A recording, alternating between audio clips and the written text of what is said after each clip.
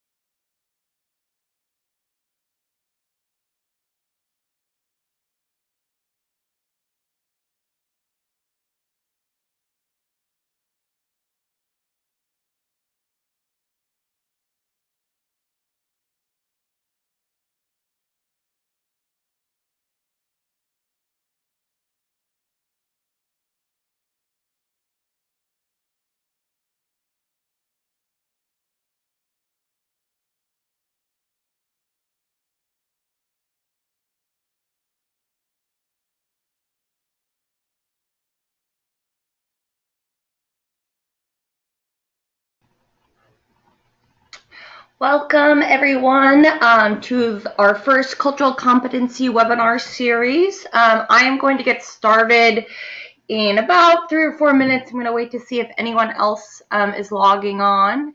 If you all are having any trouble with audio, with either calling in or audio on your computer, feel free to shoot me a message using the question part of the webinar that's hopefully showing up on your screen since you all are here, or the chat box, and we will get started momentarily.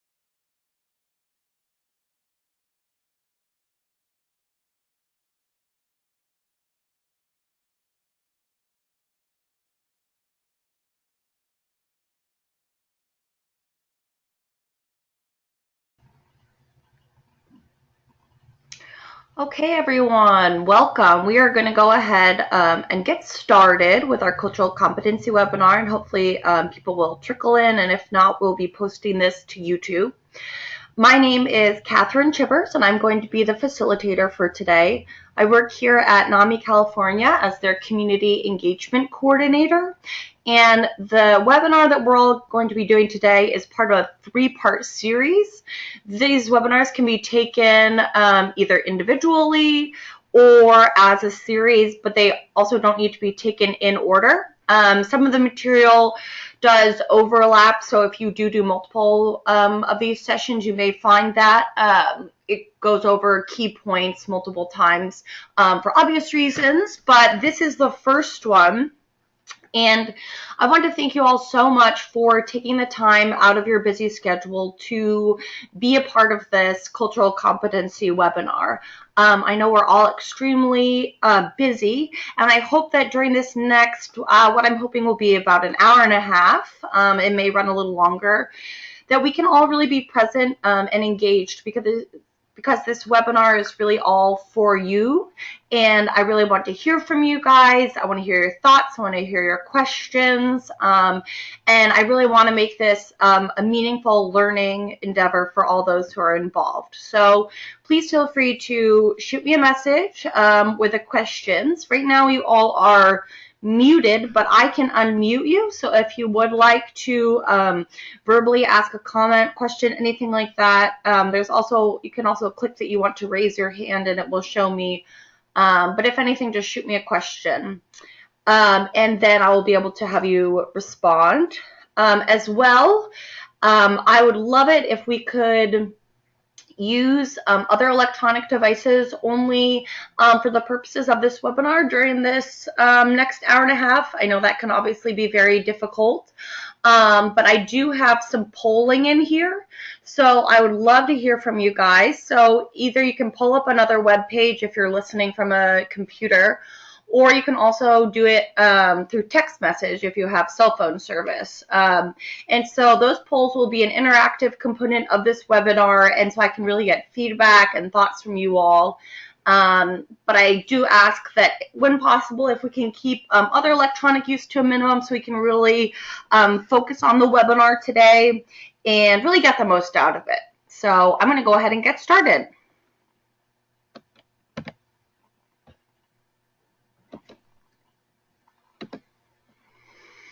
Okay, so first of all, I like to start out with some group commitments. I know that this is hard because this is less interactive than I would like it to be, but the group commitments are basically commitments for this webinar because we are going to be dealing with some heavy topics.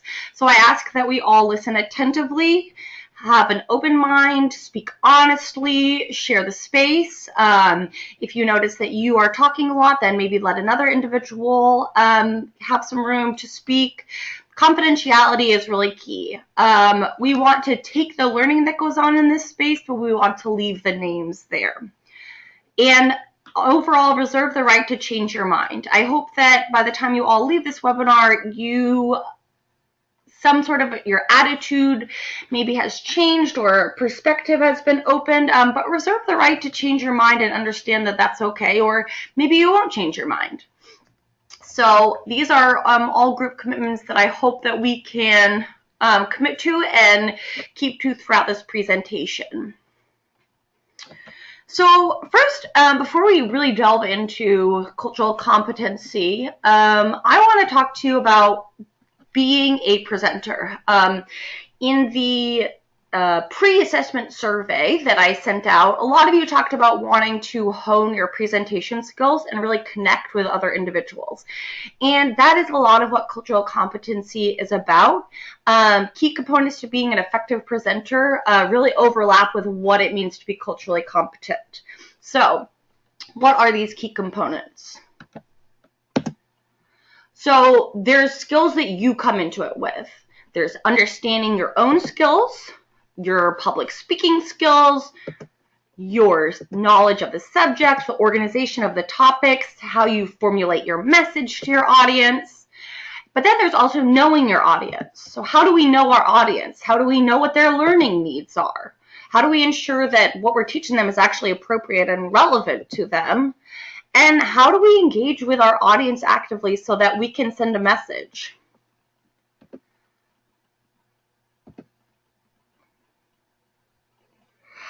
Okay, I have a question. Let me just see. I'm just pausing real quick to answer a question. So just so everyone knows, right now there are currently 6, so we're having a small number, so feel free to shoot out questions as they come. Yes, definitely we have a small group, so hopefully this will be really interactive. So thank you. One individual was just asking so that they knew. But yeah, we have about 6 people right now, so feel free to shoot out questions. Okay, so back to this. So we're going over what it means to be a skilled presenter. So some of the things are, you come in with certain, let's say certain skills or techniques, but there are some things that you don't come in with. There is knowing your audience, knowing their learning needs, engaging them, and ensuring the subject matter is appropriate, which are a few things to start. So basically what we really want to focus on today are these topics in red, are the aspects that you don't know about your audience that you may need to learn, maybe through asking them, maybe through asking other people who have presented to them before, or in some other way that we're going to talk about. So what makes an effective presentation? So I'm going to just skip right to the next slide because this is really what the important key point is. An effective presentation is using your relationship between the presenter and the audience. So you're taking into account the audience's needs to capture their interest, you're taking into account their understanding, and you're hoping to inspire confidence within them. So really what we're focusing on in effective presentation and in cultural competency are this idea of a relationship. And we're going to be talking a lot about that today because building a relationship doesn't necessarily mean that there's an end goal in mind, but it is more focusing on the process and this relationship and employing empathy to try and understand other person's needs and desires. So before we get into talking about cultural competency, I want us to start out by doing a poll so I can get some feedback from you all, and it's a good way to just have some interaction. I definitely recommend any presentations you all are doing to utilize Poll Everywhere. It's a free service. So what I would love to do with you all right now is to create a word cloud. So I want you to think of when culture comes to mind, what do you think of? If I just said culture, what are some words or phrases that you may think of? So in order to respond to this poll, you can either, the top line is for the computer. You can go to pollev.com/NAMI Californ, CALIFORN 886. And there you can send in your responses. Or, this is a little bit confusing the way they have it set up, or you can text right here. In the number that you send a text message to, where the number is 22333. Awesome, someone has figured it out. Love it. For those of you who are still working on it, the number in the telephone number, put 22333. And then you're going to, in the body of the text message, write NAMI, CALIFORN 886. And if you have any trouble logging on, please send me a message. I really want to hear from all of you. So please type in multiple responses. I would love to get as much as possible. This is great what's coming in. So I'm going to wait for about 30 seconds. Let people, if anyone's having trouble, they'll give me a shout out. And please feel free to send in as many answers as you would like.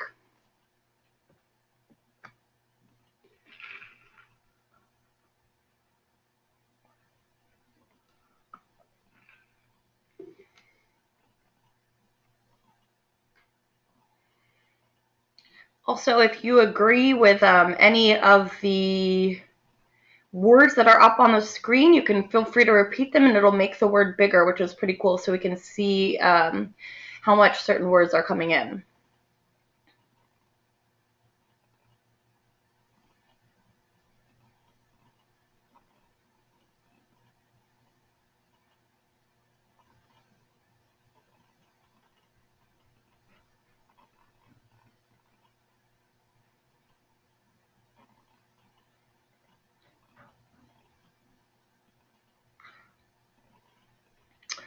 Okay, so it looks like some of you, I haven't gotten any questions, so hopefully it looks like some of you maybe weren't able to get on. I'm not quite positive, or maybe you just didn't want to reply, and that's totally okay. Oh, awesome, some more. So right now we have family, language, music, philosophy, and respect. Okay. One moment and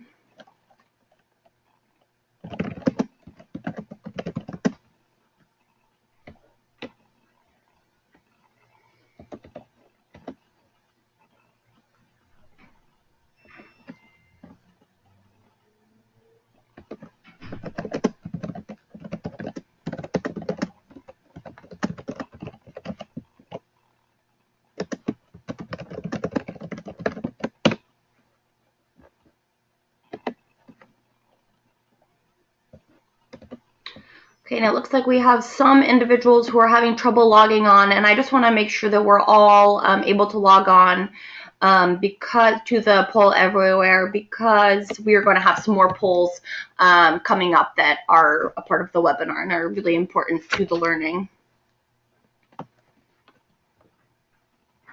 Just going to go over it one more time. If you are having trouble, you can either pull up a link on your computer and type in where you put in the URL, type in pollev.namicalifornia886, or you can text the number 2233. That's where the phone number goes in the text message. And then in the body of the text, text NAMI-California886. And you will be able to, you should get a welcome message, and you will be able to type in your answers directly. So I know some of us are having some problems, but I do want to make sure that we're utilizing this time well. So as we go on, please let me know if you're still having trouble, and I will try and troubleshoot with you. So these are some awesome things. I know we only have a couple of answers right now, but family, language, music, philosophy, and respect. Those are some great answers to just start us getting in the mindset of thinking about what is cultural competency, and how do we employ it.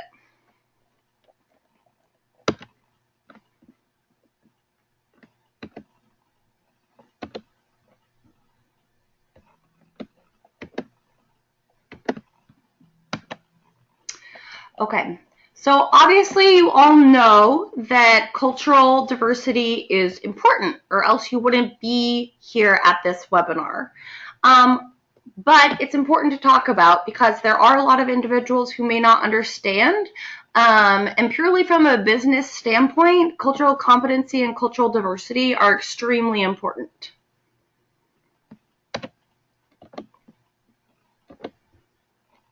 So our goal today is to help you engage in the process and key components of being a skilled presenter to try and read your audience, or better reach, excuse me. So our learning objectives today are to describe characteristics of culturally diverse audiences that are most relevant to our learning. We want to learn strategies to assess the learning needs of our audience. And we also want to find strategies and pitfalls for engaging culturally diverse communities. And then something that I find really important is we want to gain strategies for managing common challenges when discussing race relations, diversity, and other topics that can be either hot button issues or just very sensitive topics.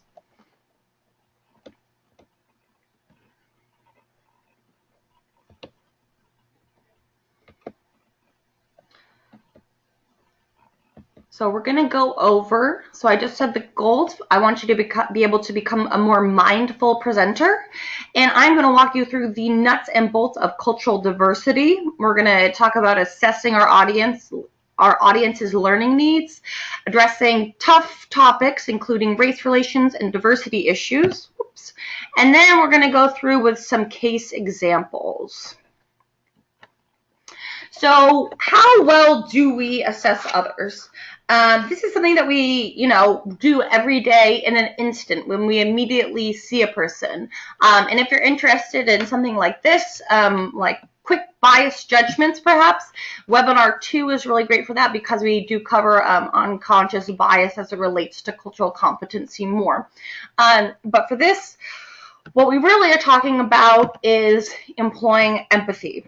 So empathy, the ability to understand and share another person or group's experiences and emotions. So a lot of times we say that, and we don't really think about how hard that can truly be. Because if you're really employing empathy, it can often be a very painful and intense experience because we are trying to understand why some individuals may feel the way that they do. And sometimes that may mean feeling that same pain that another individual is experiencing, which can be very unsettling. But empathy is really, really key in order to connect not only with your audience, but with other stakeholders, with other individuals, community organizations, but to really try and understand where another person is at and how their lived experience has impacted how they're interacting with you in this moment. So the hard part is how do we assess our audience? Well, we can do this in a number of ways. We can ask beforehand, maybe from some key people in the community. We could reach out to a few attendees. For this webinar, I sent out a learning needs assessment to figure out what you all wanted to learn, where your backgrounds are, and what you're hoping to gain so I can make this an effective presentation. And then another good thing that we're doing here is polling during the session. Polling is really a great way because you want the audience to know that their voice matters. And ultimately, as a presenter, you are only there because of them, because of your audience. So polling really helps if you're not able to have a conversation face-to-face, or maybe if you are, but you want to do it with more anonymity, polling is the great option. So what I would like to do now is another poll, and I know we have one individual who is having trouble still, so let me just see if they are able to sort this out, and if not, how I can help. So what I would like to start off with, this first question is answering, I have experienced a situation where I've been or felt discriminated or isolated for being different. So take a few moments. If you're having trouble, shoot me a question. Again, if you are on, I think this individual who is having trouble is on the phone. It is asking for my, sorry, I'm just trying to do some troubleshooting. But if you are on the phone, okay, she said she's got it. Awesome. Okay, so looks like 50% right now are not sure, neutral, and 50% agree. I'm going to wait for a couple more answers to come in.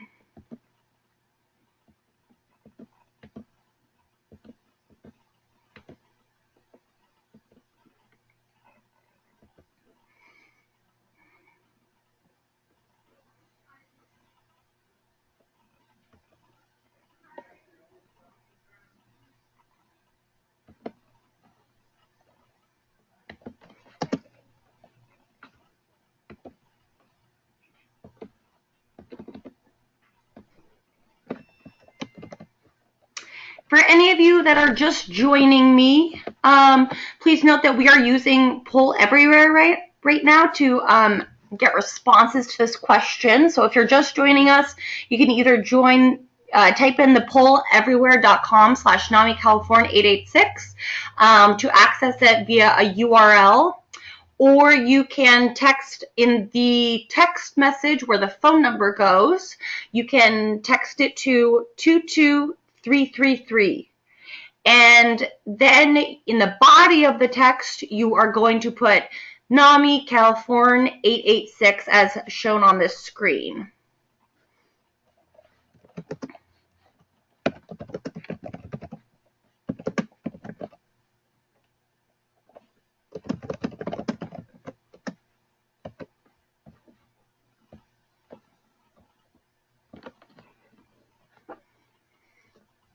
Okay, so looks like we have about 33 not sure. I love the honesty.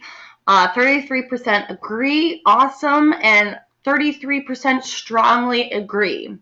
So I love to do this. I think this is especially powerful when you're in a room with other individuals and you don't necessarily see their answer, because a lot of times we can make base judgments about individuals and think that, oh, maybe they haven't experienced discrimination or felt isolated for being different just because of the way that they look, when in reality, I would say majority or most people have had some sort of experience, or maybe they're not sure, or they're neutral. Maybe sometimes they strongly disagree. But it's important to understand that today's really all about checking those biases that we are coming in with, to understand that we do have some similar and different experiences to others. So I'm going to move on. If anyone had any trouble accessing that, please let me know. So right now, what we are going to do is we're going to take a look at a quick video. So right now, the video that I'm about to show is from the Cleveland Clinic. So basically what the video addresses is kind of how, if you just took a snap judgment and looked at an individual, would you think this about them? And so as you're going through, I want you to think about, can I connect with these people that I'm seeing on screen? How can I be mindful of helping them in ways that are culturally relevant? Are there potential situations where I might struggle to understand or connect with them? So please take a look and you'll understand what I mean as soon as we start the video. And hopefully the sound is working. So take a minute, think about those questions as we're going through, and then I would love for you all to respond via poll afterwards.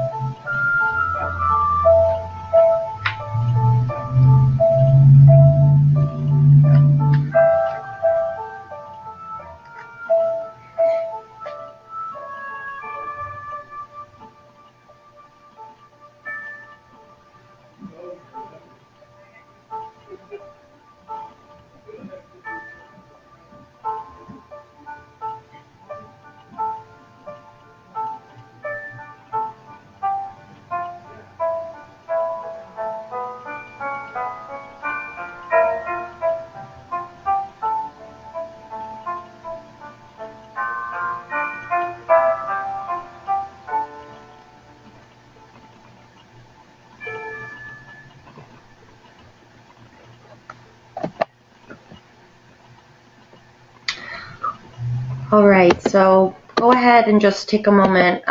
It's a pretty heavy video, so just take a moment to process.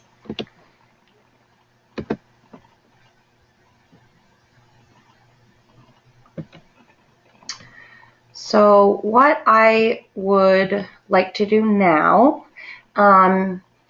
is, keeping that video in mind, I want to ask, do I feel comfortable, or the statement is, I feel comfortable presenting and engaging to any audience and assessing their learning needs, or identifying areas of the presentation where I may need to be more sensitive. So go ahead and take a moment, let the video sink in, and go ahead and just react honestly to this question.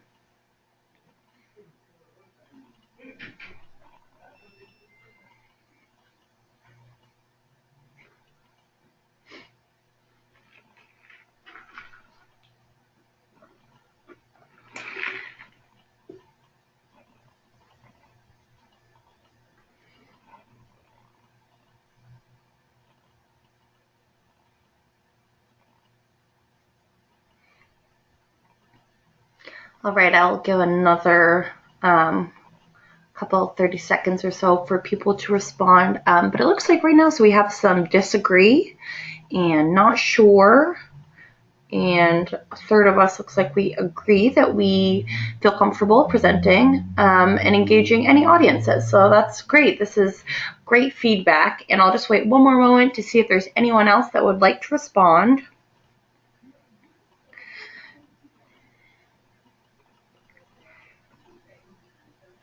All right, so it's looking like we're pretty spread out here, and that's okay. I really appreciate all of your honest feedback and where you are. And if you did just come to this webinar, I do want to note, I apologize, I've gone over this 5 times for people who've been with us from the beginning, but if you are just joining us, be sure to go to, if you're using a computer browser, go to polev.com/NAMI-California 886, and you can type in your response, or you can text, and the number you will put in for the telephone number is 22333, and you will text NAMI-California 886 in the body of your text, and you should receive a confirmation text back. So thank you all for your honesty. Now I want to see how you all are feeling with a slightly different question.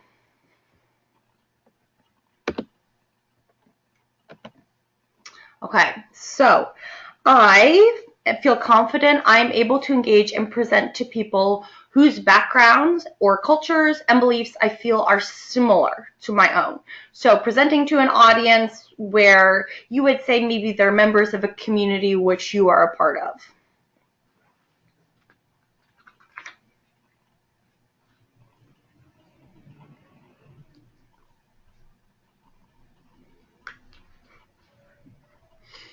Okay, so it looks like right now everyone is saying strongly agree, and we feel confident about that. Okay, someone not sure, neutral. I love the honesty. This is great.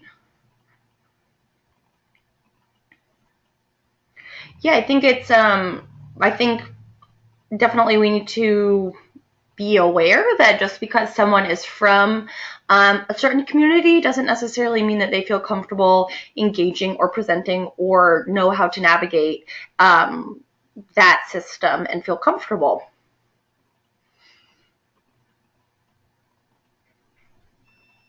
Okay, thank you guys so much for your feedback. And I am going to go to our next polling question, which is again similar, but with a little bit different. Okay, so the final one for right now is going to be, I feel confident that I'm able to engage and present to people whose backgrounds and cultures and beliefs appear to be different from my own.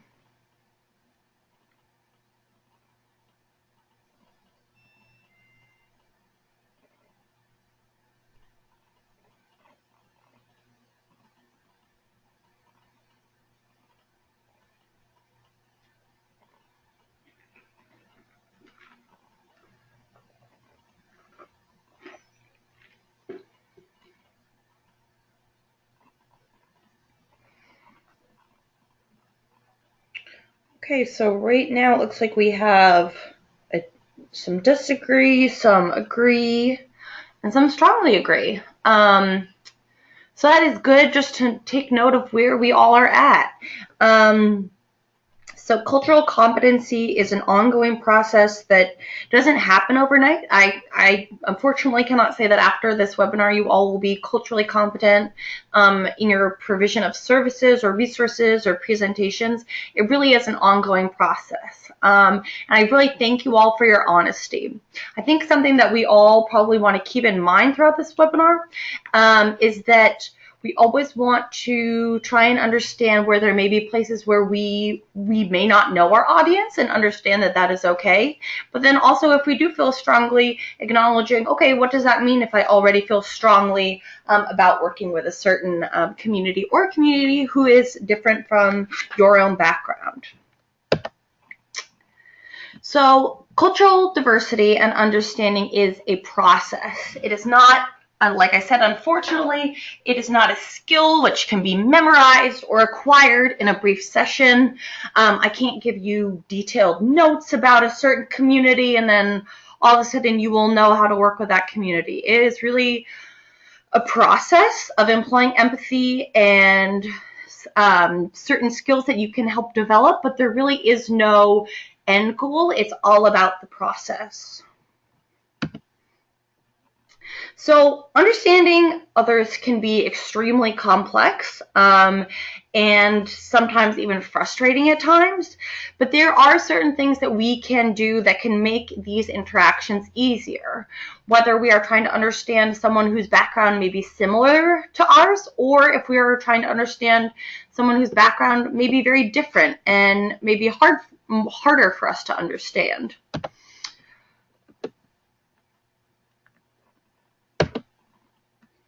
Okay, so key components of effective communication.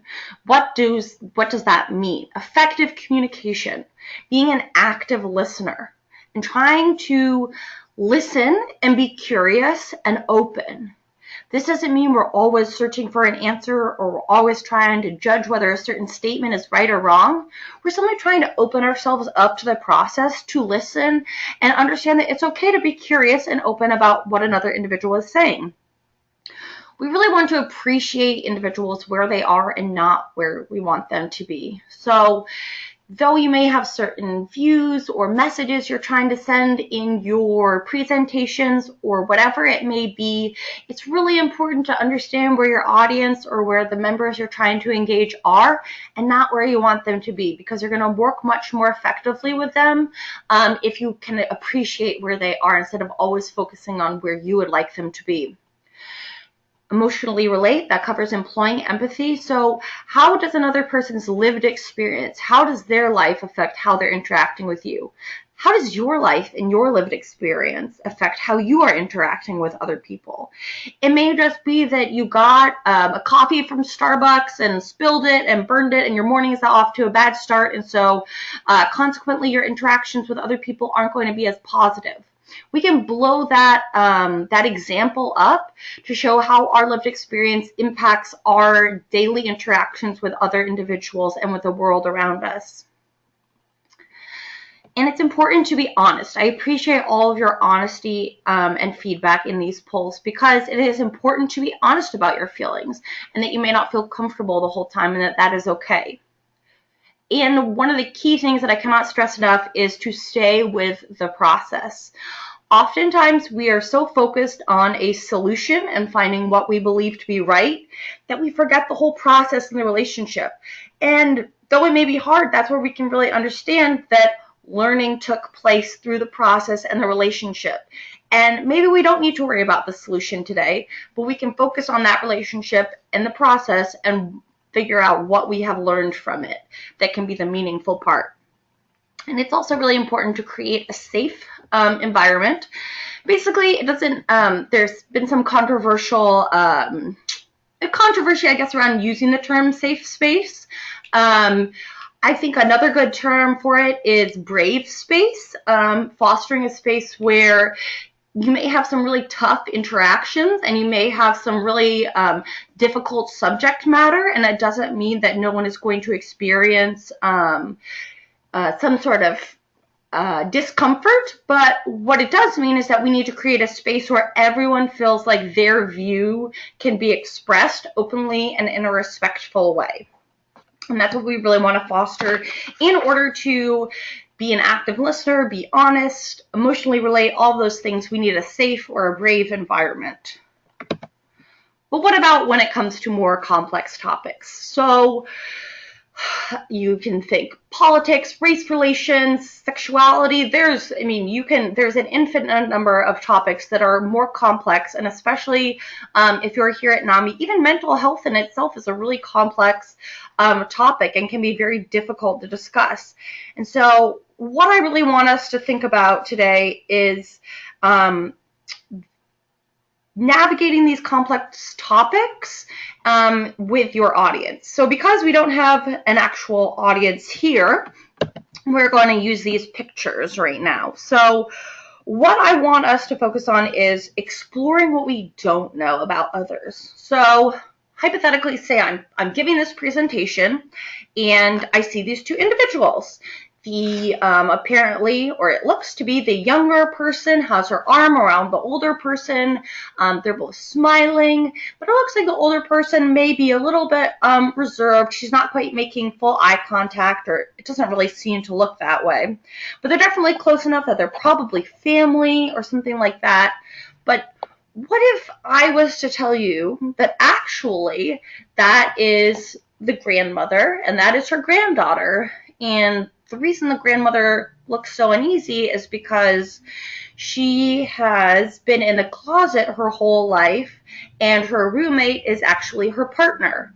But she does not want to disclose this to her granddaughter for fear of being ostracized.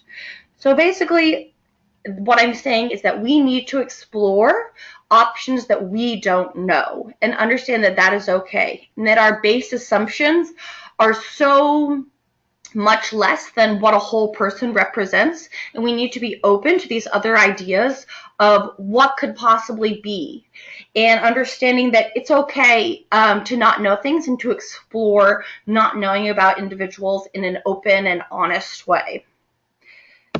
This next one. So I also want to make a note that we can make certain judgments based off this person's, just her face. We could say, okay, she's lighter skinned, she may be of Asian descent, but she may not be. She may be more westernized, or she may not be. She has a sexuality that we cannot tell at all from this photo, nor should we try to infer. Also, notice that I've been saying she and her. I've been assuming that because she has earrings and what looks like a ponytail or longer hair and softer features, that she identifies as a woman, which that may not be the case. So right there in itself, I am making a snap judgment. And so what I'm saying is that we need to be aware of these snap judgments and understand that there's oftentimes, and always with other people, so much more to the story.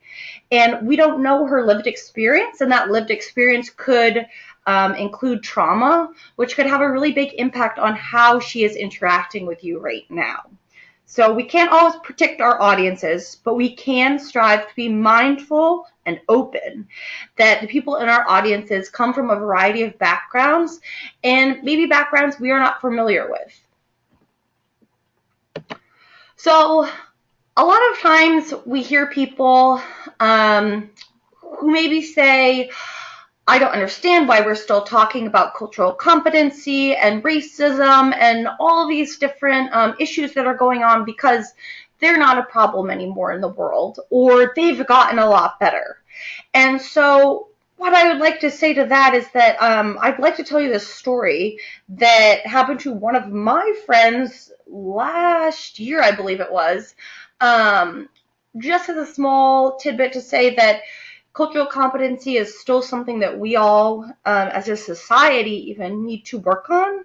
So my friend has a daughter, and the daughter was in school, and she came home from school one day, and she told her mom that there was a parrot in school. And so the mom at first thought it was going to be a story about a big live parrot, and she was very confused. And the daughter was like, I really wanted to touch the parrot. Like, it was so pretty. I really wanted to touch it. And the mom's thinking, oh, she can't touch it because, you know, it's the live parrot. And then the girl's like, no, no, no, it was a stuffed parrot. My friend had it. And then she was like, well, why couldn't you pet it? And then she's like, oh, well, it's because she said my hands were dirty. And her mom's like, well, were your hands dirty? And she said, no, Mom, I had just washed them. And the thing is that this little girl, this daughter who wanted to touch the parrot, was half black and half Asian Indian. And so because of her darker toned skin color, this other little girl who had the parrot wasn't letting her touch it because of some sort of preconceived notion that she had learned somehow in society. And they were so young that it wasn't like it was something that she was consciously trying to discriminate against another girl. It was simply something that had been ingrained in her through her lived experience. And she wasn't trying to be mean, but that was the way it came out. And so what I want us to all be really engaged in is the fact that these microaggressions and larger aggressions still go on and are still something that we need to work towards. And I'm sure I'm preaching to the choir for a lot of you, especially those of you involved here at NAMI. But it's just so important to understand that this is not a story of the past. This is a story of the present that we need to continue to work on.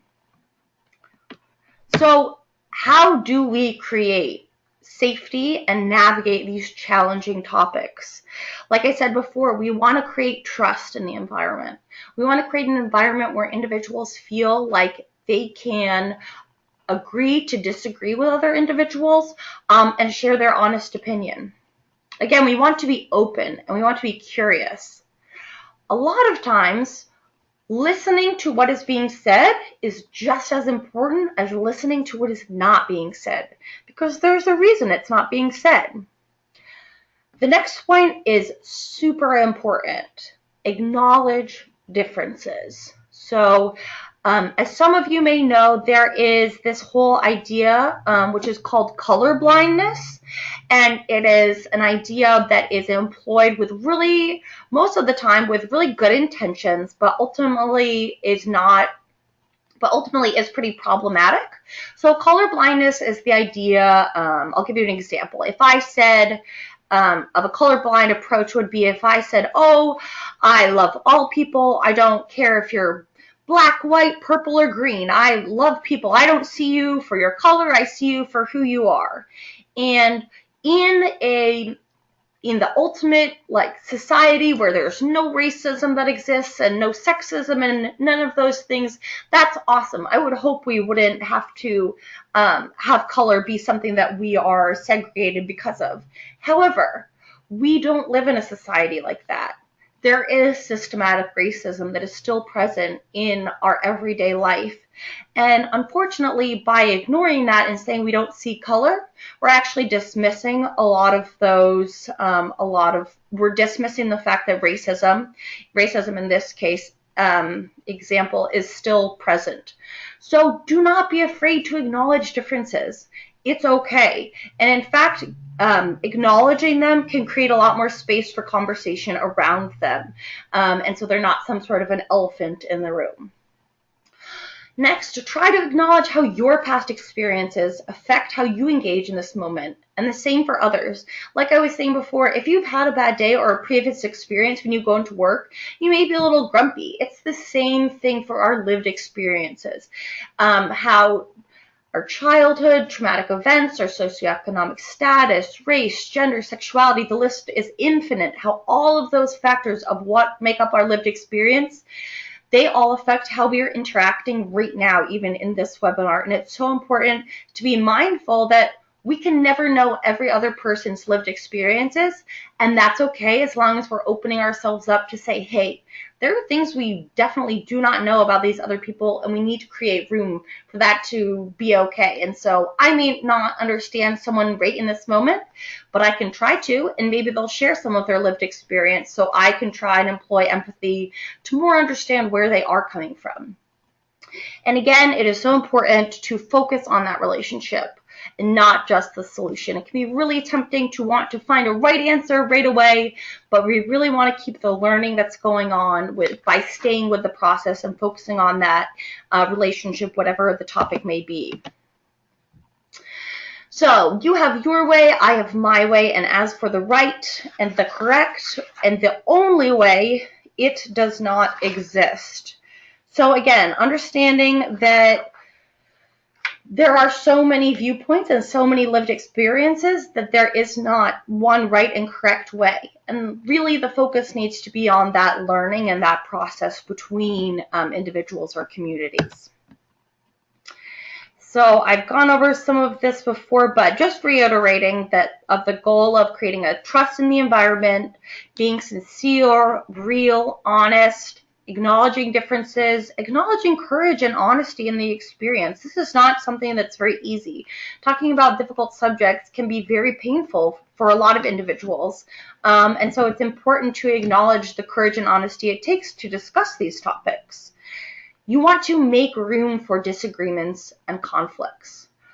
I like to focus on this one because I think a lot of times we are taught that if during a presentation someone is trying to, kind of derail the conversation or is going on a tangent about something else, or there's a big disagreement going on, obviously we need to maintain respect within that space and having it be a space where people feel comfortable to share their opinion. But at the same time, sometimes it may behoove you to pause and talk about whatever disagreement or conflict is going on in the room, because a lot of times ignoring it can only make the problem worse, and it actually makes the individuals who are part of the disagreement feel like their opinion doesn't matter and like they are not heard. Sometimes it can be tempting for us to say, okay, let's table this and talk after. And while definitely that can be employed in certain circumstances, we want to be really wary that as we are wanting to table this and maybe segue back to the presentation, we are leaving room for this disagreement to be discussed during the presentation, because we don't want an individual to say a comment and we say, okay, we're going to table it for later, because that person isn't going to feel heard. They're not going to feel like their perspective and values actually matter. So we want to view these disagreements and conflicts actually as a room for opportunity, and understanding that we don't have to have the same perspectives when we go out of here. We don't have to reach a solution, but we have to learn from these experiences and view them as opportunities. And again, acknowledging difference, which I covered previously. Okay, most important point. It is possible to listen, be open and respectful without sharing the same view as someone else. It is okay. It can be really hard, really hard to do, but it is okay to just listen and be open. And maybe inside you're saying, no, I don't agree, all these things. But like we said, if we focus less on the solution and focus more on the process and the relationship, we are going to learn so much more, hear so many more honest opinions, and get so much more out of the experience than if we are so laser focused on who's right and who's wrong and figuring it out in that moment. Because a lot of these hard topics we have been debating for hundreds of years, and they are not going to be solved overnight. And so it's important to take the learning that is in them and not always strive for that end-all be-all solution. So I want us to take a look at this photo. So take a look at the squares A and B. And you can type in the chat box, or if you just want to, make note of it in your head. Squares A and B, are they the same color or are they different? So squares A and B, are they the same color or are they different? Take a moment, take a look, and let's see.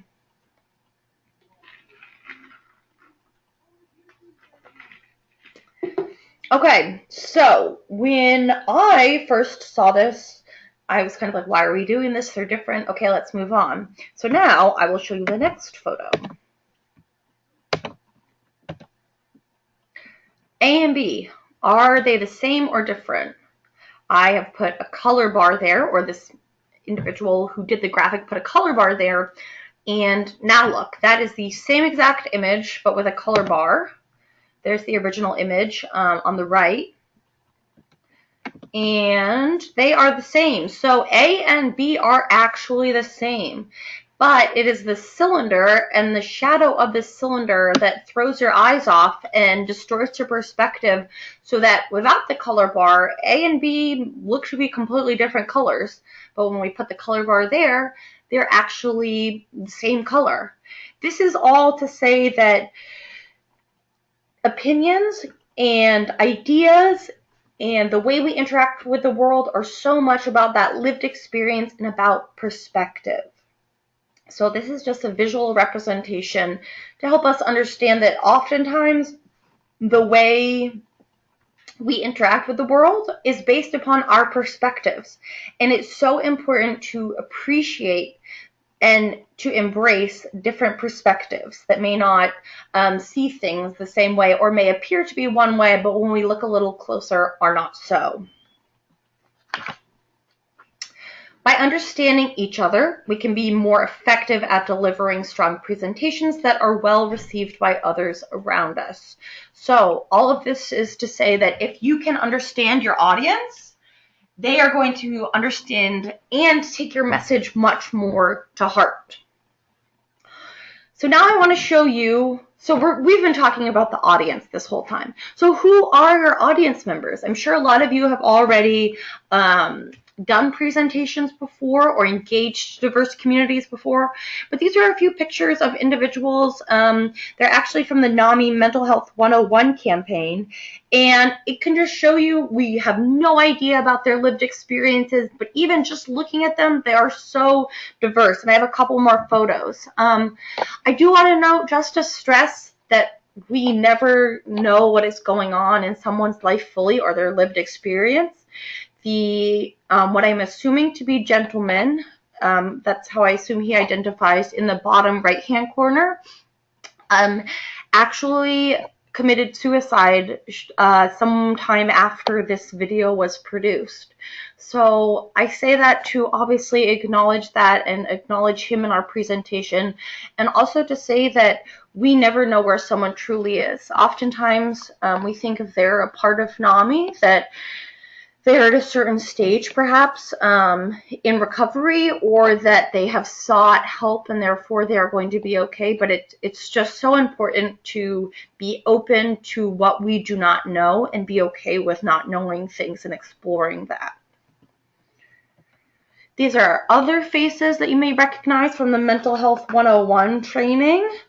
This was put on by NAMI California, and some more individuals, some of whom are still very much involved with NAMI, which is wonderful. And then these are some photos from some of the NAMI walks around the country. So one is Kentucky, we have Honolulu, excuse me, and Ohio. So the key is really that we want to connect and respect with others and our views. So respecting that relationship with each person in the audience helps that participant better embrace what we share in a meaningful way and in a way that they can use in the future. So by connecting with our audience, we are ultimately making our organization more effective. So now I would love to pause for a moment before we go into the case examples and to hear from you all. Please feel free to type questions to the presenter. If you feel comfortable having me read them out, I would love to do so. If you have any questions right now, or if you have any, I'd love to hear about any experiences you've had, either as a NAMI volunteer or an advocate, or maybe you're not even involved in NAMI, but you're just taking this. So, but experiences where you as an advocate or presenter have struggled, or areas you would like help with. Maybe an experience where you were presenting and you were caught off guard or something along those lines. But please feel free. I'll just give you all a moment to do that, to type me a question, and then if not, we will go ahead and get going, but I'd love to hear from you all.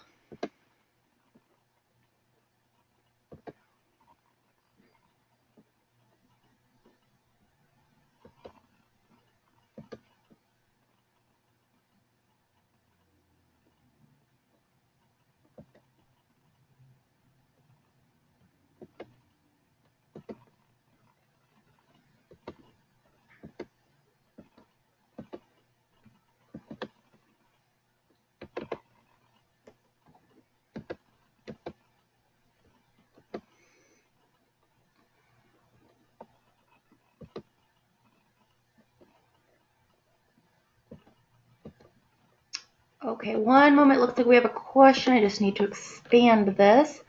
Okay. Okay, so we have one individual who has said that, okay, I gave a presentation where I explained that mental illness is biological brain disorder, and sometimes the chemical imbalance can use medication to stabilize it. The audience member disagreed and caused a scene. They walked out saying it was willpower, and if I prayed harder, it would go away.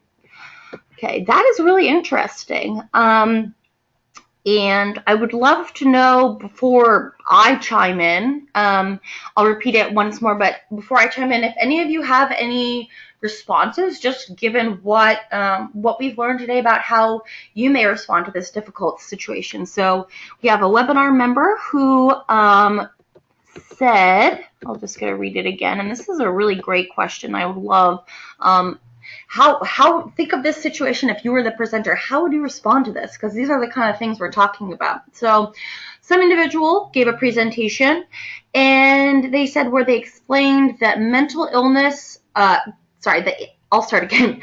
Okay.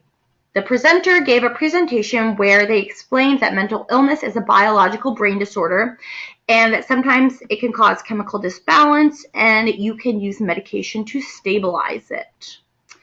Now, the audience's reaction, they had an audience member that disagreed and caused a scene. The individual walked out saying that it was willpower, it meaning mental illness most likely, and if I prayed harder, it would go away. So I'd love to know how, I'll give you a little bit of time. I would love to know how, if you were that presenter, how would you react to that? And I really just want ideas. There's no right or wrong answer, and if you can think of anything that you've employed today.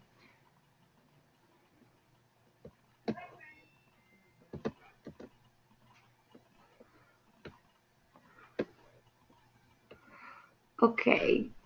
Beth, I am going to unmute you because it looks like you raised your hand. Beth, are you looking to, one sec, let me just make sure.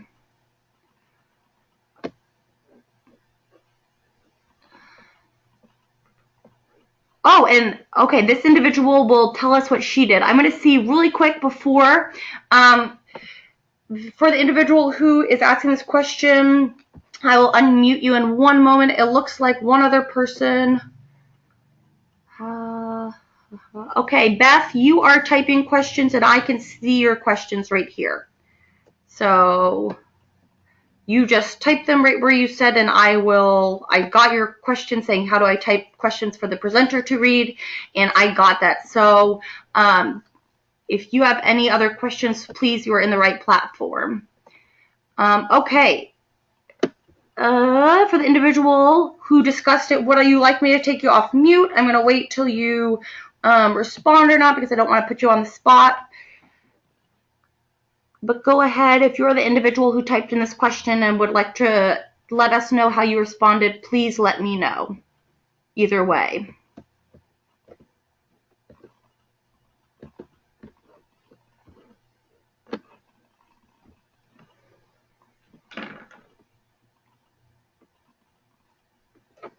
Okay.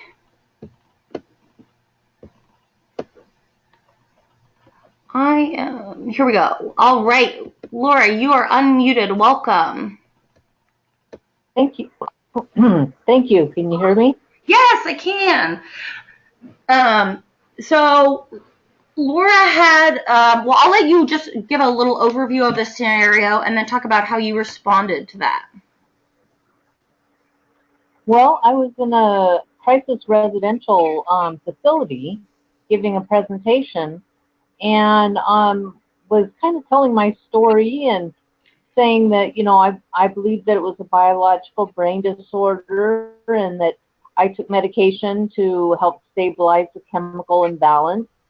And this person got very agitated and stood up and said, there's no such thing as mental illness. It's all in your willpower, and it's all because of God. And if you don't, you obviously aren't praying hard enough to get better, and walked out. Well, the rest of the people are kind of looking at the door and looking at me, and I kind of felt on the spot. So I instead of just ignoring it, because I thought, well, if I ignore it, it's not going away. Mm-hmm. And, I wasn't sure on my addressing. So I just said, well, we all have certain beliefs around mental illness, and that the brain is very complex and we don't know exactly how things work yet. But for me, this is what I believe, and this is what I believe is going on with me, and that's why I take my medication regularly. And kind of brought it back to my story. Mm-hmm. Awesome. That's great. But I don't know if there's anything I could have done, differently, and I would love to get suggestions on what other people may have done to soften the blow of having somebody walk out on you while you're doing a talk. Mm-hmm. Yeah, that can feel extremely uncomfortable and the whole mood kind of shifts. So before I respond, I would love to know if any other audience members have any ideas or anything. I'll give you all a minute. So Laura, I'm going to take you on mute again, but if you have anything else to add, please just do the raise hand or send me a message. Thank you so much for your story and your question. I really appreciate that. Thank you. Okay, so if anyone has any feedback or ideas, or maybe you don't, you could also let us know that too, because it sounds like a very difficult situation. I'm going to give it just a couple more seconds, and then if not, I will give my ideas.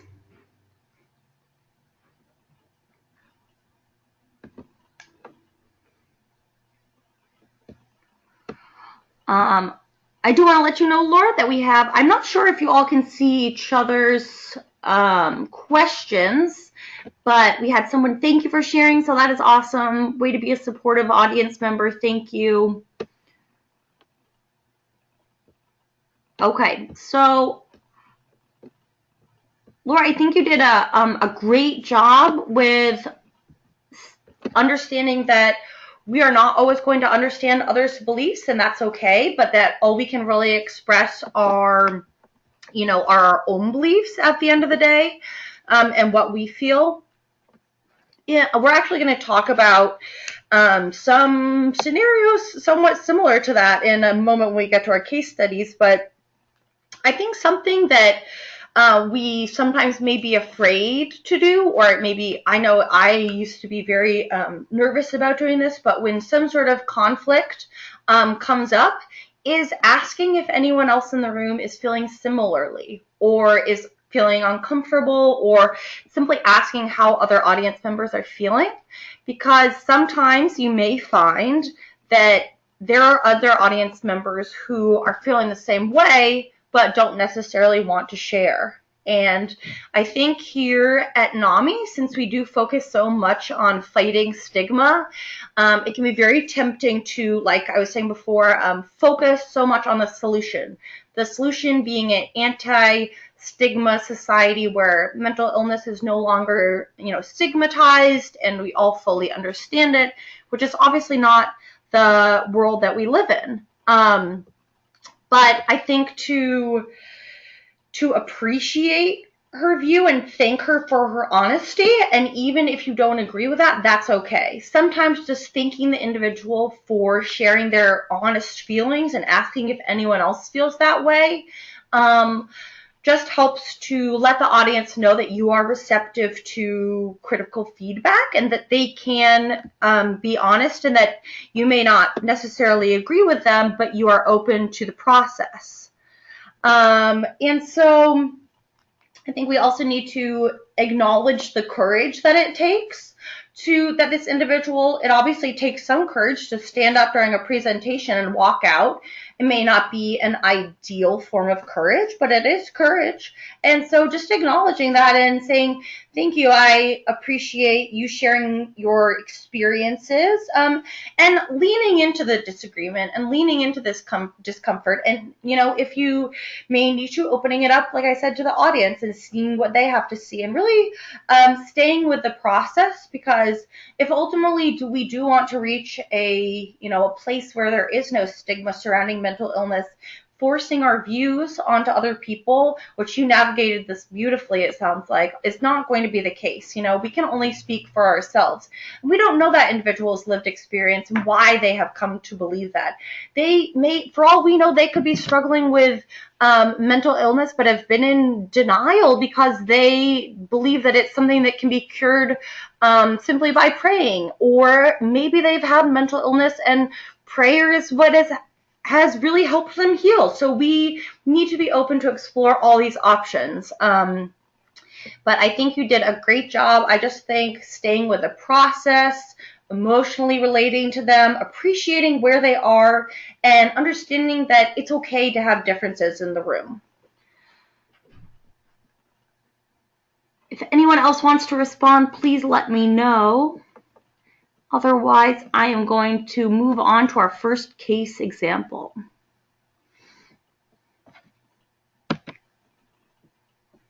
So thank you again, Laura, for sharing. I really, really appreciate that. I really appreciate, speaking of honesty, I really appreciate your honesty in sharing that story. So thank you. So now what we're going to move into, and I'd love to hear more from you all. And if you have any other, one moment, I'm just going to check a question. Oh, looks like we have another person. Sorry, I did not mean to move on. The individual who messaged me about it says, I have had similar experiences, but the person stayed in the room. This is a response from another individual regarding Laura's example. So this individual said, I have had a similar experience, but the person stayed in the room. I noted some biblical stories of Jesus healing people. Prayer can be a big help, but today we also have God healing through medical science. Are the two really separate? Can we do what the doctor says and pray? Thank you for adding prayer into the presentation. Awesome. So I think that sounds like a really just like a really great response of understanding where the person is at and that they don't need to, abandon their whole belief system in order to reduce their stigma surrounding mental illness. And I love Beth's response. So hopefully you heard that, Laura. So thank you so much. That was wonderful. And any other comments, just keep them coming and I will respond as they come. So thank you. Also, if you do want to speak, like I let some people on, please just let me know. If not, I won't unmute you because I don't want to put you on the spot. But if you do want to, please explicitly state I would like to speak, and then I will go ahead and unmute you. Okay, next we are going to go into two case studies, which are actually, like I was saying, they're pretty similar. They're different topics, but are pretty similar to this case we were talking about that Laura brought to our attention and that Beth had a similar experience with.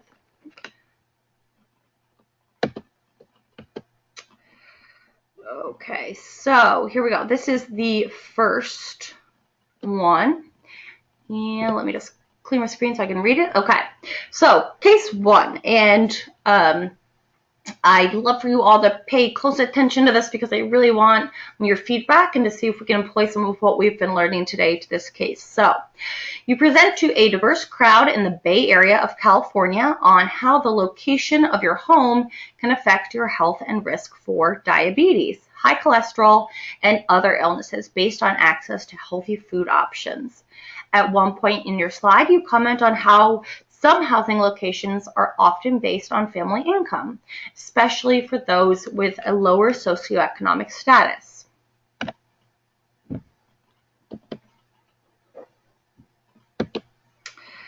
You present some data that describes housing in lower socioeconomic areas based on ethnicity and incidence of diabetes in ethnic minorities, including urban Latino and African American populations. And then a woman in the audience asks a question to you during your presentation. The woman identifies herself as African American and thanks you for your presentation and the information. She states that based on her experience, little is known or discussed of African American cultures or beliefs. She feels upset that African American populations are reduced to statistics and risks of diabetes or poverty. She describes feeling sad and somewhat angry each time she hears this in presentations. She suggests you try to learn more about how historic horrific oppression during slavery and beyond may affect income and housing now more than we know. She also recommends you consider discussing examples of African Americans of other socioeconomic backgrounds to provide a more balanced view. So, you are the presenter. And this woman has just raised her hand, said she is not very happy with the information that you've presented. How do you feel? How do you respond? How do you respond in the moment? And how do you respond to her in a way that is respectful and in a way that she feels heard? What do you say in the moment? How do you react? I'm going to give people a few moments to type in something, or if you would like to speak, type to me and say, I would love to share a response, and I will go ahead and unmute you.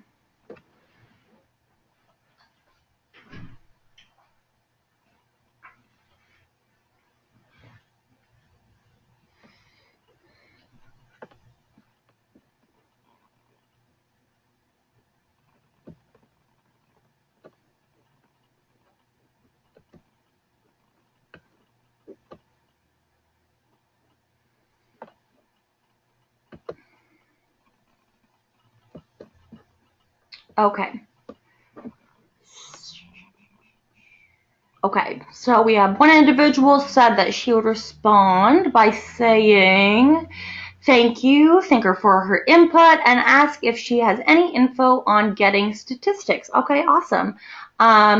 For the sake of presenting, yes, statistics for the sake of presenting. That's great. Anyone else? Other ideas? Thank you so much for your honesty and your feedback. And really, this webinar is all for you, so I hope that I still want to keep hearing you all's voices to make this an effective webinar for you.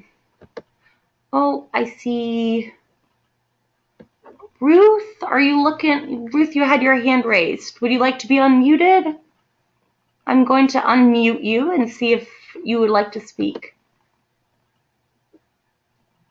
Oh, no, you are self-muted. Never mind. Ruth, if you would like to say some sort of a comment, or maybe you hit it by accident, but if not, please let me know, and I would love to hear your opinion about this case.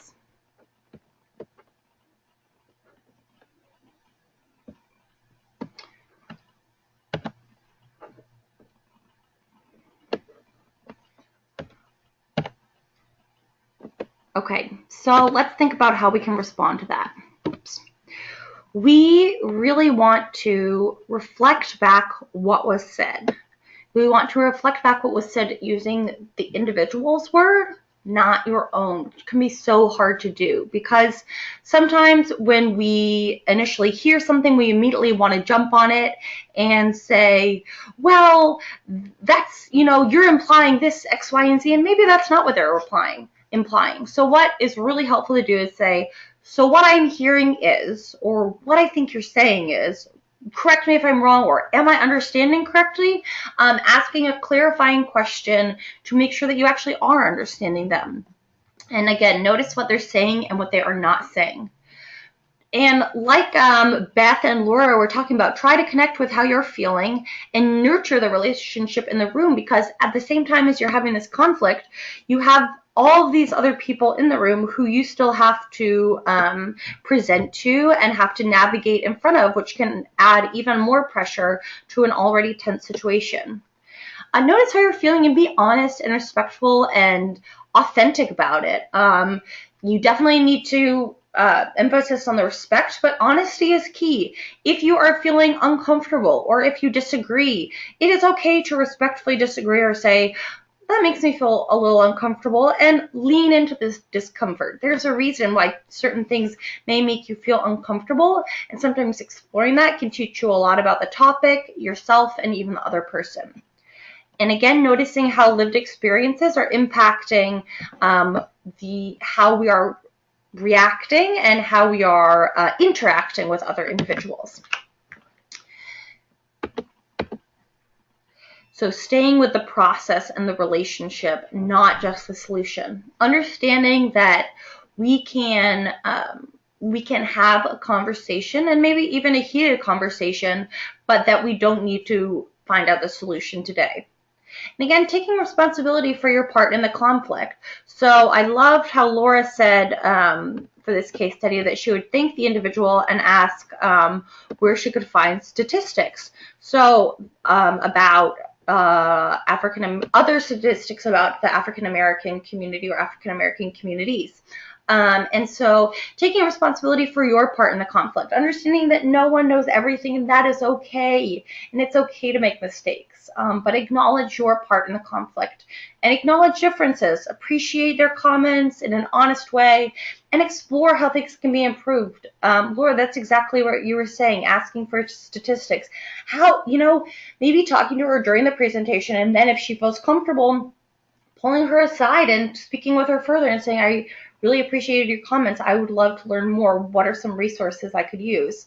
I wouldn't expect, the individual to give you a whole historical rundown of discrimination and injustice within Black communities, because that's simply way too broad of a topic, but definitely and putting way too much on that individual, but definitely asking, okay, where would you suggest I head now? Or what are some resources that you would suggest? And seeing if they're open to helping you with that.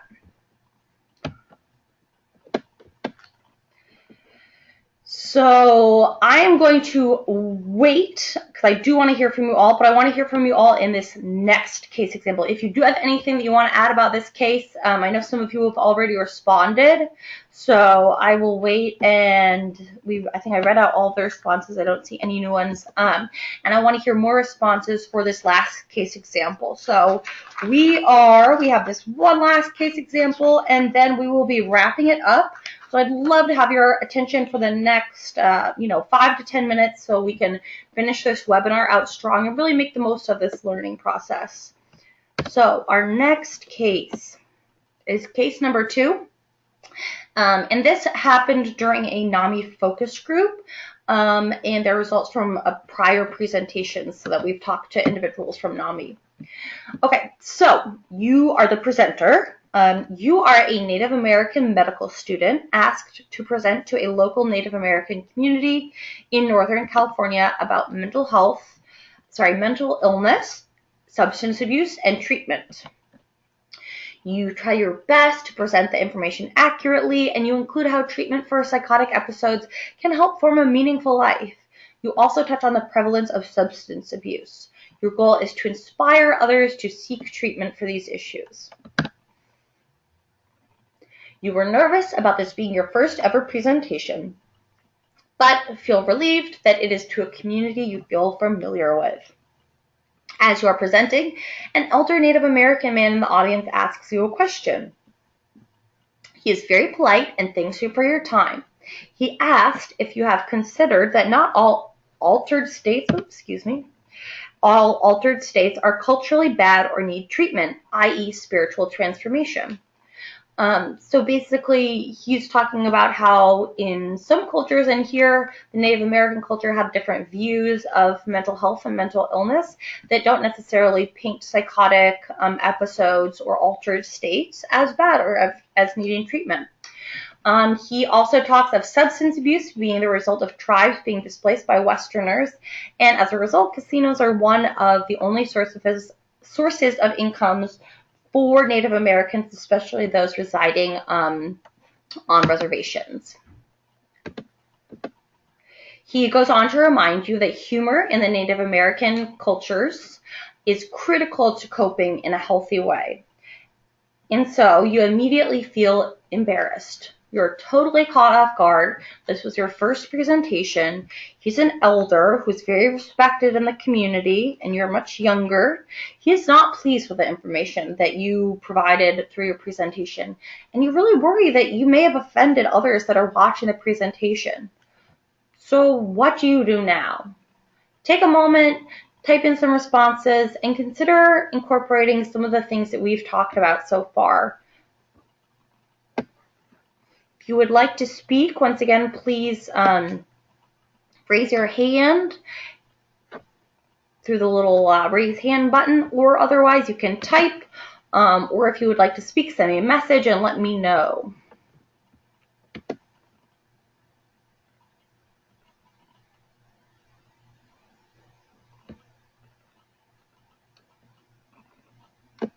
Awesome. So we have one. This is another feedback.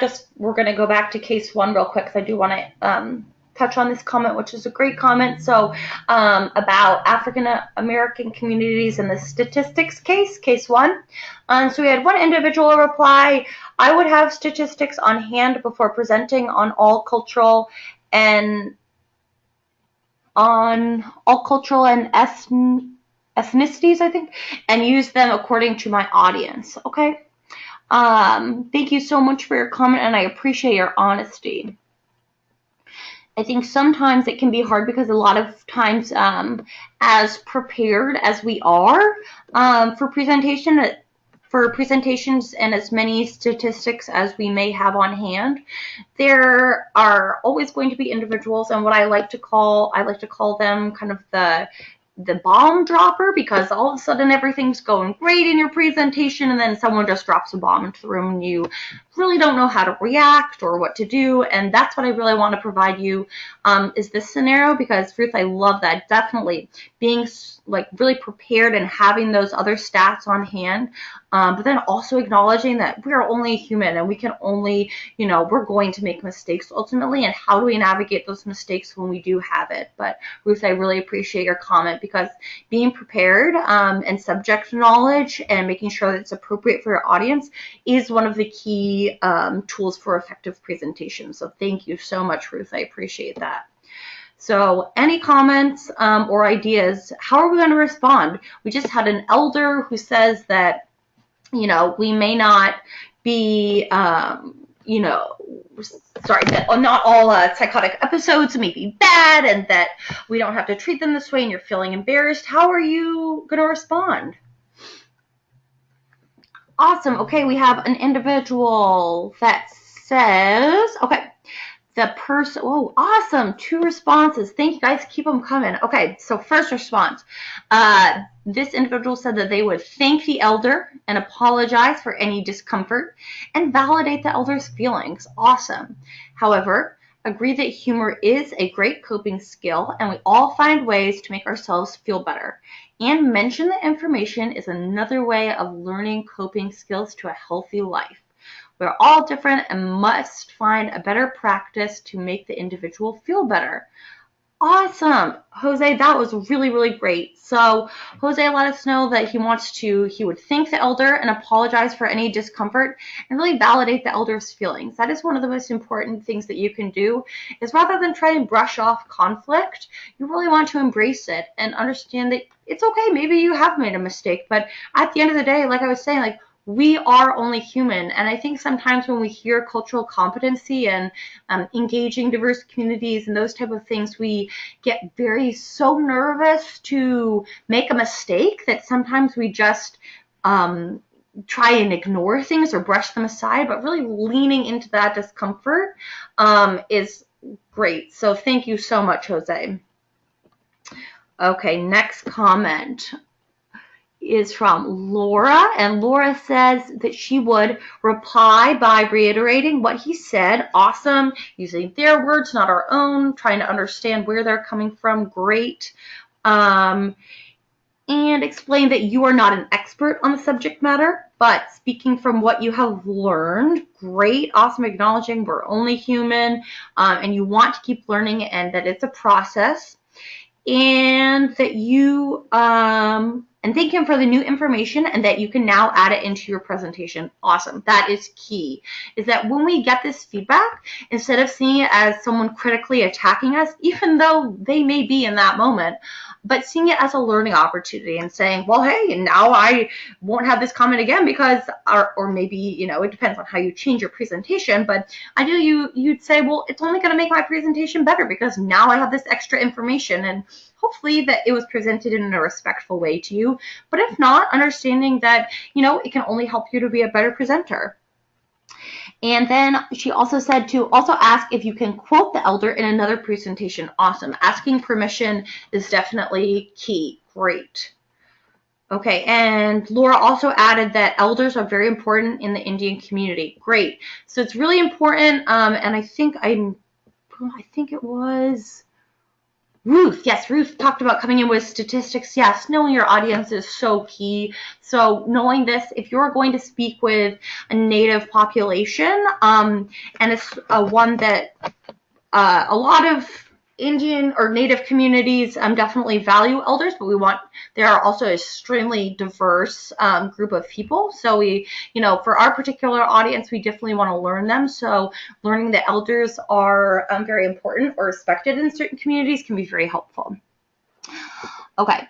Jasmine says that she would thank him for his worldly perspective, respect him for his knowledge and position in the community. Awesome. So thanking him, and acknowledging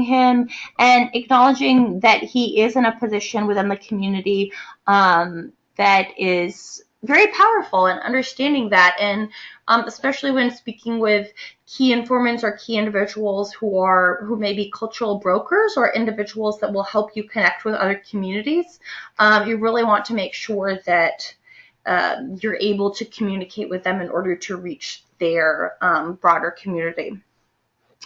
Okay, Ruth says I would include him in the presentation and maybe ask him to share his story or opinion a little more. Awesome. So, Ruth, I love that. And what we could also do is expand it and open up and say, hey, is anyone else feeling this way? Does anyone else agree, disagree, thoughts, comments? I love that. Not being afraid to take a moment out of your presentation, and don't think it's going to ruin your whole presentation, but really saying, okay, this is important, and I want to pause, and I want to take a moment, and I want to hear this. And it doesn't mean my whole presentation is going to be derailed, but it means that this is really important, and I want to acknowledge that it's really important. So awesome job, Ruth. I really appreciate that. Thank you, guys. If you all have any other comments, please keep them coming. I love this. I'm just going to do a little review as we start to wrap up. And so it really goes back to these tenets of navigating conflict that we have gone over and over throughout this presentation, which are hopefully be starting to become more familiar with. So reflecting back what is said, we had some individuals suggest that is awesome. And being gentle on yourself and open to the process. Like I was saying, there's so much pressure to get everything right, and oftentimes it's not about getting everything right, because we know we're going to make mistakes, and that's okay. And staying with the process. Paying attention to how you might be feeling and how others might be feeling, taking responsibility, and making room for disagreements and differences. Finally, we want to stay with the process and be open to how his comment can help you in future presentations. And that's what we got as some of what you all said that you would do. So you all are on the right track, and that is great. You need to focus on that relationship and not worry about that solution. It's not going to happen overnight. And then close by acknowledging that learning has taken place. Yes, it may be a disagreement, but from that disagreement, perhaps, you know, not only you and the individual, but the whole audience is able to learn something from that. And ultimately, it is possible to listen and be open and respectful without sharing the same view as someone, and to see it as a learning process. All right, if you all have, we're about to wrap up, so if you all have any questions or comments, please feel free at this time. I am going to just put up some more information for individuals regarding NAMI California. So if you guys want to be in touch with either myself, Catherine, or NAMI California, please let me know. There is a post survey for this. I know post surveys seem tedious and you've already done the webinar, so most of the time you're like, I'm done, I don't need to do this. I would so appreciate your feedback. It can only help, like we've been talking about this whole time, it can only help me get better as a presenter and help improve this presentation for others who are taking it. So thank you.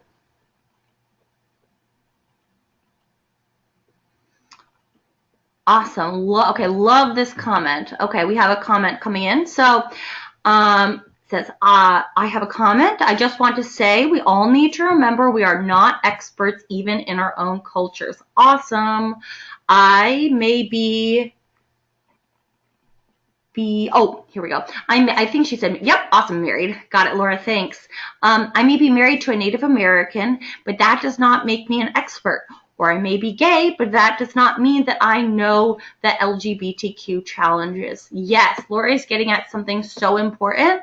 And if you all, Laura, I would suggest that you come to our toolkit seminars, because what we're going to be talking about in the cultural and linguistic responsiveness toolkit webinars, which are also being hopefully publicized, but if not, please email me or email the address that I'm going to put up on here, because that goes into a lot.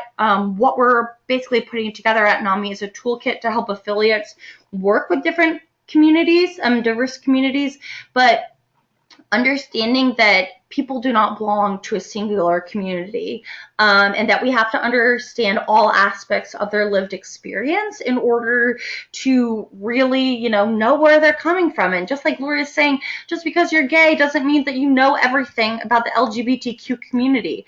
And to put that on someone, to, say that you only have, say you have an African American staff, and so every time you have a question regarding at the African American community or communities, you ask that individual, well, that individual can't speak for all people within that community and shouldn't. That's where we've had problems in the past. So I love that, Laura. Thank you. So important to know that we all need to be open and understanding that lived experience will impact us and how we see others in the world, and so will our communities. But even if we belong to a community, it doesn't mean we feel comfortable presenting to them or that we feel like we are an expert on them, because ultimately all communities are so diverse. So thank you for that.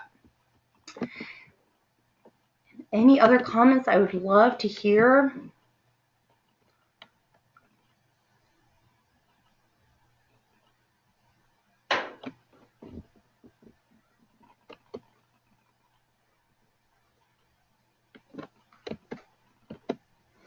Okay, so at this time, I'm going to stay online for the next 5 or 10 minutes. So if any of you all have further questions or want to get in touch with me, again, my name is Catherine. I am going to put it on the next screen so that you can see how to contact us. So if you would like more information about cultural competency webinars, remember this is the first of a 3-part series, so we would love for you to come back to the others, webinars 2 and 3. If you would like more info on that, please email the email address below, or anyone else. Okay, awesome. Laura wants to know when these other webinars that I'm speaking of will be. So we have a bunch of webinars coming up. What I will do is I will I have all of your contact information. So there's a bunch of webinars coming up. I will go ahead and type all that information up into an email and shoot it all off to you so that maybe if you had a colleague or someone who had to miss this webinar, they can attend another one. And also please note that we will be putting these webinars on our YouTube channel. So if you just want to go in and watch them, skip through parts, that's totally fine too. And so I'm making a note right now that I will send out dates and times for the webinars, for the future webinars on cultural competency and on the cultural and linguistic responsiveness toolkit that will be available to you all. I love your interest, so keep it coming. That's great.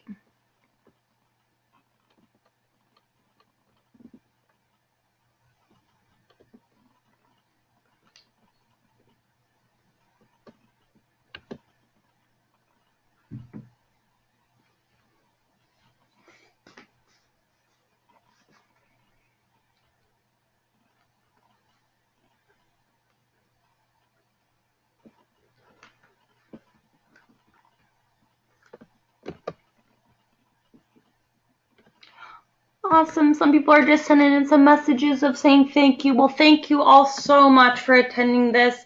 Again, like I said, I'm going to stay on for another 5 or so minutes. So if anyone has any questions, please feel free to shoot them off to me. Or you can email this number that is on your, email address that is on your screen, namicalifornia@namica.org, or give us a call. If you do use the email address and you would like to speak with me directly, just note that it's Catherine. Next time I really should just put my own email address up there as part of NAMI, so I will do that for the future. But thank you all for participating so much. I love it. This is wonderful. And please, if you have any other comments or questions, again, I'll be here for the next 5 minutes or so.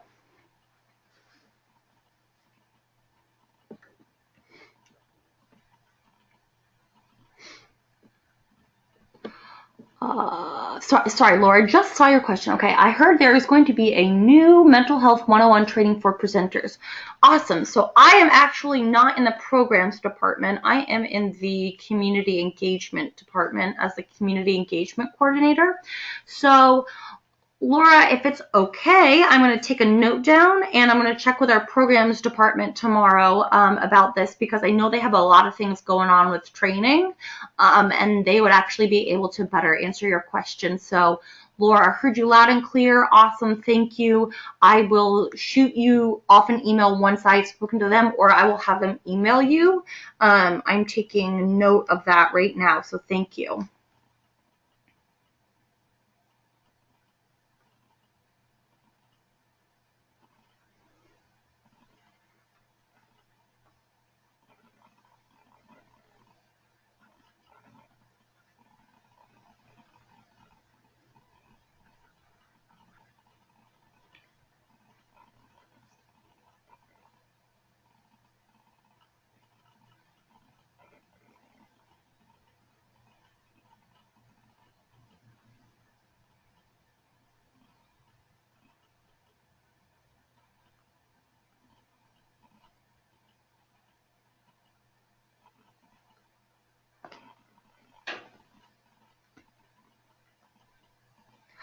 All right, thank you all. If any of you are still listening, so thank you so much for participating in this webinar. I will let you all know where you can find a link to this as well. I will get in touch with you if you had any other questions, and I will also be shooting out an email to all of you regarding other future trainings that are going to be coming up. Again, thank you all so much, and please do not hesitate to contact us at namicalifornia@namica.org. If you'd like to get in touch with me, my name is Catherine. Thank you all and have a good night.